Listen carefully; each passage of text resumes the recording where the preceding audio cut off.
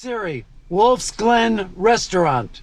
One option I see, Woods Garden Supply on Benedict Canyon. Siri, Wolf's Glen Restaurant in Westwood. One option I see, the Wolseley Restaurant in Burbank. No, you're not listening. I said Wolf's Glen Restaurant in Westwood. A wolf's den is a habitat that provides wolves with Oh, you protection from weather stupid and fucking predators. idiot! It's Wolf's Glen Restaurant in Westwood! One option I see, J. Wolf Clothing. No, you fuck! Wolf's Glen Restaurant! Sorry, I didn't get that. Oh my god, you fucking moron! It's Wolf's Glen, you... Bunt cake is a cake that is baked in a bundt pan. I said you... Sorry, I didn't I get that. called you a... One option I see, Carson City, Nevada. Ah, shut up!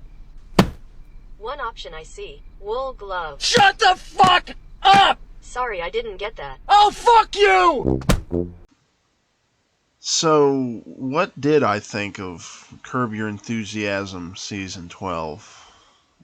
Well, it was okay, I guess. I was hoping that it would be pretty good so that I could do a pretty good joke, but unfortunately it didn't quite rise to that level. It just ended up being okay. Honestly, the only 2 episodes of note were the season opener and the finale. The first episode had some of those classic Larry David moments. Like, I really liked it when he was out to lunch with Jeff and Susie and the waiter wouldn't bring them their food because he was stuck in a conversation about his dead mother. And Larry David just goes up to him and takes the food and says, "Oh yeah, sorry about your mother." That was a classic Larry David moment. And like, the first episode has plenty of those. It was a really good episode, which made me hopeful for the rest of the season. But unfortunately, it kind of takes a turn at the second episode and really goes to the level of, like, right above mediocrity, whatever you would call that. I do like the setup of the first episode and how Larry David breaks a really stupid law. It's a good setup for what happens in the finale. Unfortunately, there's 8 episodes in between that where it, they're just filler episodes. That's what they feel like. They're filler episodes, especially the episode The Lawn Jockey. That one, it's definitely the worst episode of this season.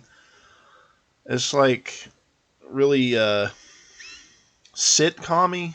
Like, they have to get a black lawn jockey because they broke the black lawn jockey. And there's a lot of, like, subtle racist jokes throughout, and then some not so subtle racist jokes throughout.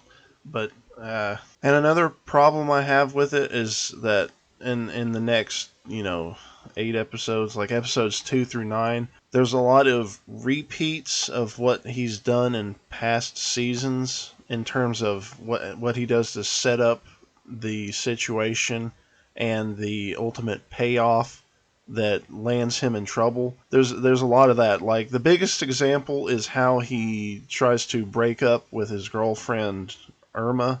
I guess you can call her his girlfriend, his live-in partner, whatever. He fakes an illness so that he is too much to take care of, and then hopes that that will get her out of the house because he heard that she doesn't like to take care of past husbands. And it reminded me a lot of when he was dating Vivica A. Fox. I forgot her character's name, but he learned that one of the worst things that a cancer patient can do is have a partner that is difficult to deal with. So to get out of that relationship, he started being more difficult on purpose so that he wouldn't have to date Vivica A. Fox anymore. And it reminded me a lot of that. So unfortunately, in season 12 here, there's not a lot of original material. And then there's the episode, The Gettysburg Address, which the whole episode hinges on Larry memorizing the Gettysburg Address. For some reason, I didn't really understand why. All it culminates to is him urinating himself in public, and I don't know why like that was the end joke there. And then the episode The Dream Scheme has some of the worst acting that I've seen in all of Curb Your Enthusiasm. When the actors have to fake having a nightmare, it was really corny and it kind of took me out of it, especially Jeff Garlin and Vince Vaughn's part in that episode. Like, I think Vince Vaughn is a good stand-in in this season. He's a good Freddy Funkhauser, but like in that episode in particular, he just did not do well, unfortunately. And another problem that I had with this season is the lack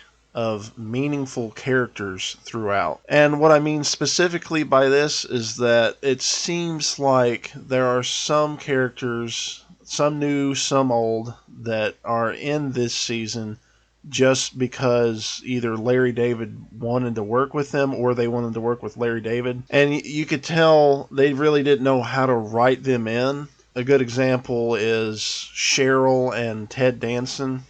They are still oddly together. And really the only thing they do in this entire season is show up in the scene to call Larry David an asshole. And that's the only character trait that they have. And then another example is Richard Lewis's romantic affair person, Cynthia. She shows up for a couple scenes. She's played by Allison Janney, and it's like she just wanted to be on Curb and asked Larry David, "Hey, can I be on Curb?" And he said, "Yeah, sure." And she doesn't have anything to do. She's in that scene where she's on the interstate and won't let Larry David over into her lane. And then all that culminates from that is him confronting her and her saying, "Oh no, that wasn't me. You're thinking of somebody else." And then he's like, "Oh, okay." And that character just kind of comes into the show and then disappears. You could take that character out of the show, it wouldn't make any bit of difference.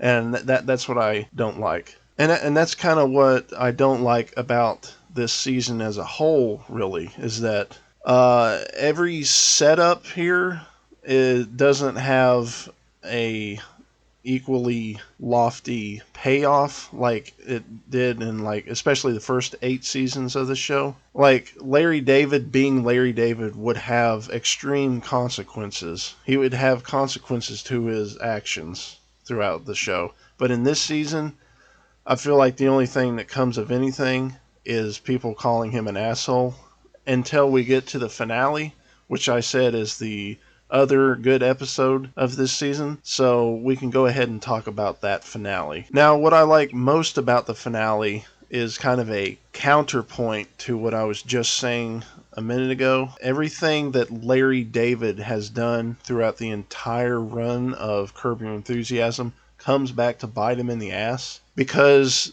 the finale of this show is an exact replica of the finale of Seinfeld, and it's definitely a nod to that. He is completely self-aware of what he is doing for the finale. There are even characters that show up in the finale just to ridicule Larry David and how he wrote the Seinfeld finale and make fun of him for that. So it's kind of feels like Larry David is giving a middle finger to all those people who did not like the Seinfeld finale. And he's saying, well, you didn't like that finale. Well, here's the exact same one. And then we get a whole slew of characters that come into court to testify against Larry David. And while we don't learn anything new about Larry David, it is a great nod to the Seinfeld finale, in my opinion. I really liked how he kind of paralleled